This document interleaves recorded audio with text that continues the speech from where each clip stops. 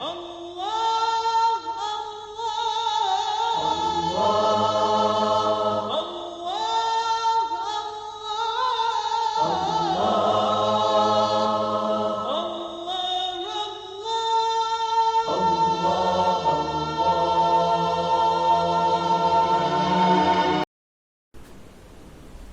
باللہ من الشیطان الرجیم بسم اللہ الرحمن الرحیم. ناظرین سلام علیکم.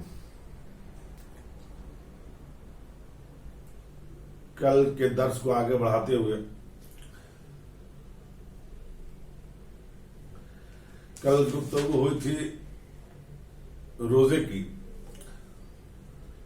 آج اسی کو آگے بڑھاؤں. روزے ہمارا سب سے پہلی چیز جو ضروری ہے وہ ہے نیت. یعنی روزے کی نیت کرنا ضروری ہے.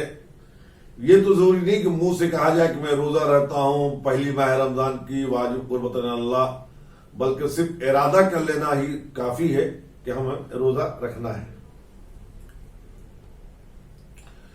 ہر شب اگلے دن کے لیے روزے کی نیت کرنی چاہیے، اور بہتر یہ ہے کہ پہلی شب رمضان کی پہلی شب 30 روزے کی نیت کر لی جائے.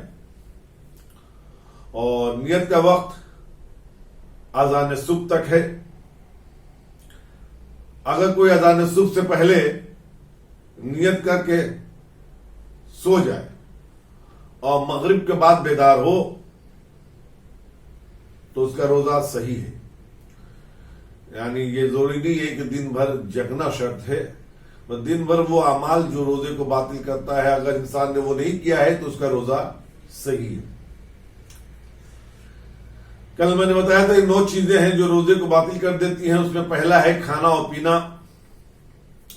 روزہ دار جان بوجھ کر کچھ کھا یا پی لے تو اس کا روزہ باطل ہے. اور اگر کچھ غلطی سے کھا و پی لے تو اس کا روزہ صحیح ہے. برابر سوال ہوتا ہے کہ جو منہ کے اندر پانی آتا ہے اسے نگلنے کا کیا حکم ہے؟ کہ منہ کے اندر جو پانی آتا ہے اسے نگلنے سے روزہ باطل نہیں ہوتا، لیکن اندر سے جو بلغم آتا ہے وہ منہ کے گھیرے تک آ جائے، یعنی منہ تک آ جائے، دہان تک آ جائے اور تو پھر نگل لیا جائے تو اس حال میں روزہ باطل ہوگا. دوسری چیز ہے جمع روزے کو باطل کر لیتا ہے. اگر بھول سے جمع کرے یا جمع کے لیے کوئی کسی کو مجبور کرے تو اس حالت میں روزہ باطل نہیں ہے.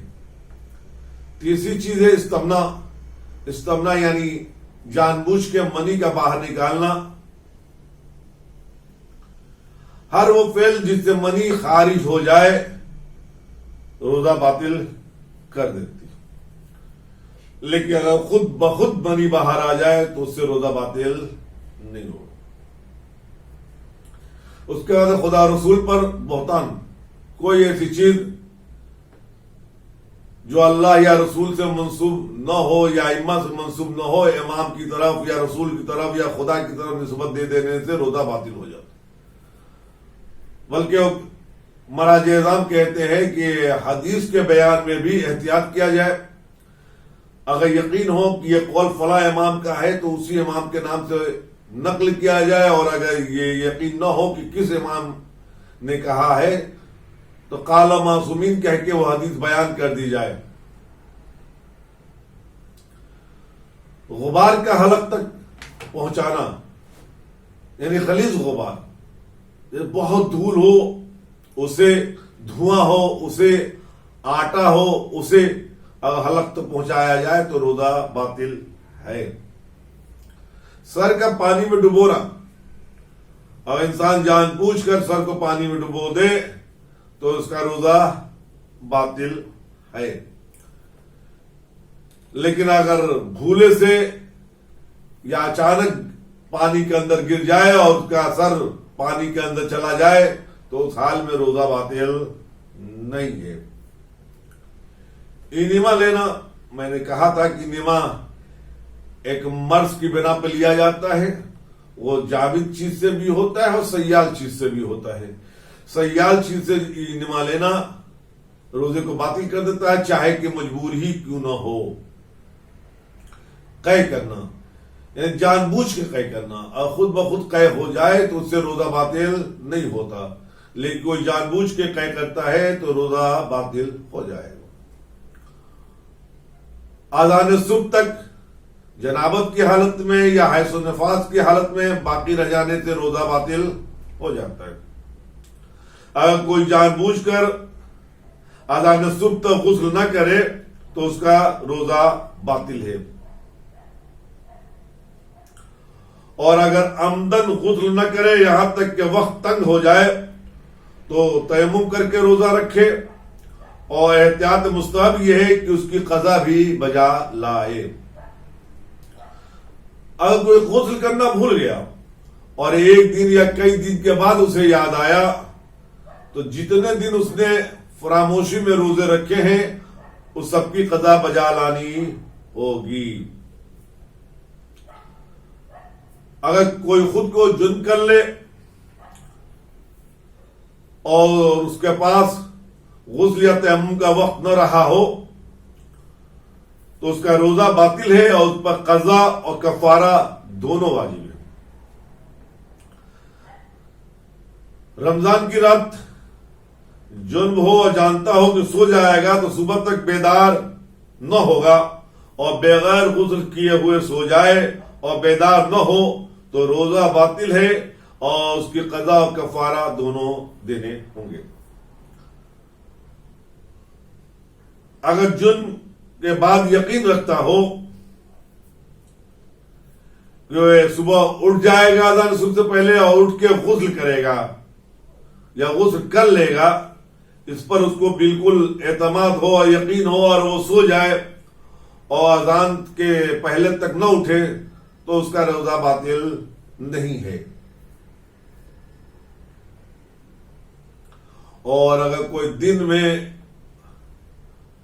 محتلم ہو جائے، احتلام اس سے خارج ہو جائے یا احتلام ہو جائے، منی خارج ہو جائے تو فوراً غسل کرنا واجب نہیں ہے۔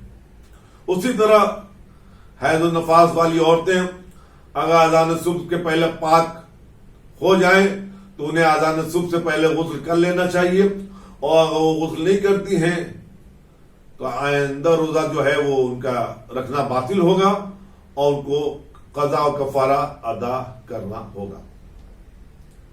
ناظرین، آج 20 کی شب ہے۔ آج علی کے گھر مصائب کے پہاڑ ٹوٹ گئے۔ آج ہی صبح کا وہ دن تھا جب علی کے گردن پر ضرب لگی۔ علی نے بیٹا حسن سے کہا، بیٹا حسن نماز تمام کرو۔ حسن نے نماز تمام کی۔ اس کے بعد باپ کا زخمی سر، عزیزو روایت کہتی ہے کہ ضربت لگی تھی سر تن پہ۔ عزیزو علی کے ہاتھ موجود تھے، علی نے اپنے ہاتھ سے سر کو سنبھالا تھا۔ میں کہوں گا یا علی، آپ کے گردن پہ ضربت لگی، ہاتھ موجود تھے، ہاتھ سالم تھے، آپ نے اپنے ہاتھوں سے اپنے سر کی حفاظت کی اور سر کو زمین پہ نہ لگنے دیا۔ لیکن ہائے کربو بلا میں تیرا لاڈلا عباس جب گھوڑے سے زمین پہ گرا تو ہاتھ سالم نہ تھے۔ روایت کہتی ہے کہ عباس منہ کے بھر زمین پہ گرے۔ عزیزو، حسن نے بابا کو ایک چٹائی پر لے کے چلے۔ روایت کہتی ہے جیسے ہی گھر قریب آیا، علی نے کہا بیٹا حسن مجھے سہارا دو، میں اپنے قدموں سے جانا چاہتا ہوں۔ حسن نے کہا بابا آپ زخمی ہیں، قدموں سے کیوں، ہم آپ کو لے چلنے کو تیار ہیں۔ تو علی نے کہا بیٹا اگر اس حالت میں مجھے زینب دیکھ لے گی تو زینب برداشت نہ کر سکے گی۔ میں کہوں گا یا علی، آپ اگر اپنے بچوں کے کندھے پہ ہوں تو آپ کہتے ہیں کہ زینب برداشت نہ کر سکے گی، لیکن زینب نے کربلا میں اپنے حسین کو تیروں پہ ملحق دیکھا۔ ہاں اس وقت حسین کو دیکھ کر زینب کا کیا حال ہوا ہوگا۔ جب قریب پہنچ گئے تو آواز دی بیٹا حسن میرے چاہنے والوں سے کہہ دو یہ واپس چلے جائیں. حسن نے کہا بابا یہ آپ کے چاہنے والے ہیں, آپ کو دیکھنا چاہتے ہیں, آپ کے ساتھ رہنا چاہتے ہیں. علی نے کہا بیٹا میں نہیں چاہتا کہ زینب کلثوم مجھے جب اس حالت میں دیکھیں اور ان کے گریوں بکا کی آواز بلند ہو تو نامحرموں کے کانوں تک پہنچ جائے. میں کہوں گا یا علی یہ کوفہ ہے نا, 20 سال بعد اسی جگہ پر تیری زینب کلثوم ہوگی جن کے سروں پر ردائیں بھی نہ ہوں گی, اور ایک منادی یہ آواز دیتا ہوا نظر آئے گا اے لوگوں آؤ تماشا دیکھو, اور یہ پہچان کرائی جائے گی ہاذہی زینب ہاذہی کلثوم. اس وقت آپ کا کیا عالم ہوگا.